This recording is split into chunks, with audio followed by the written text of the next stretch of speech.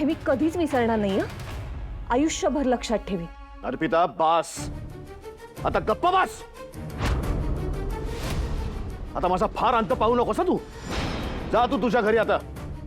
याला काय अर्थ आहे समर?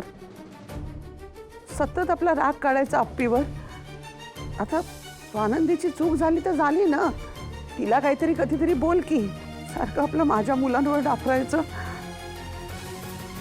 काकू त्यांची काहीच चूक नाहीये, त्यामुळे त्यांना बोलण्याचा काही प्रश्नच येत नाही. चूक कशी नाही हं, जेजू?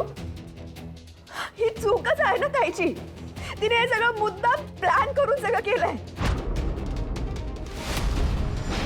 तुला तर माहित होतं ना की माझ्यासाठी हा इव्हेंट किती इम्पॉर्टंट होता. माझे सगळे मित्रमैत्रिणी, माझे सगळे फॉलोअर्स या इव्हेंटला येणार होते, आलेत. आणि मला त्यांच्यासमोर ओरडून सांगायचं होतं that I am married. But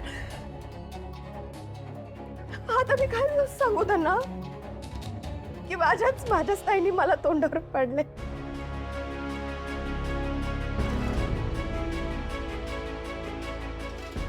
मी विसरणार नाहीये ताई.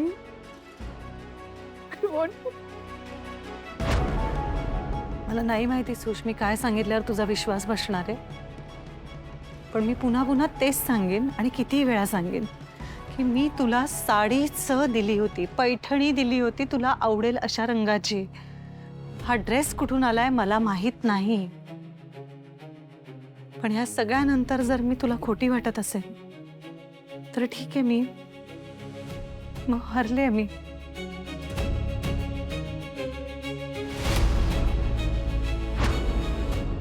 हे बरं आहे. आधी सगळी कारस्थानं करायची आणि नंतर मग सहानुभूती मिळवायची रडून रडून रडून. मंदा, गप्प बस आणि घरी चल. का मी गप्प बसू? सुष्मिता जर का चुकीची वागली तर तुम्ही तिला धारेवर धरता ना. मग आता स्वानंदी चुकीची वागली आहे, तिला धारेवर धरा. तिला काय नाही बोलत काही. कारण ती चुकली असेल असं मला मुळीच वाटत नाही, कारण ती असं कधीच करणार नाही. बाबा बोलतायत ते बरोबर आहे. नंदुताई असं करणारच नाही कधीच.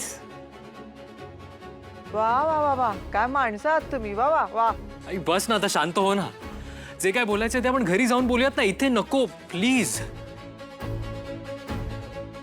इथे सुष्मिता बिचारी दुःखात आहे, रडते, ते नाही दिसत आहे कोणाला. एकदा सांगितलेलं कळत नाही का तुला मंदा? चल तू चल इथून.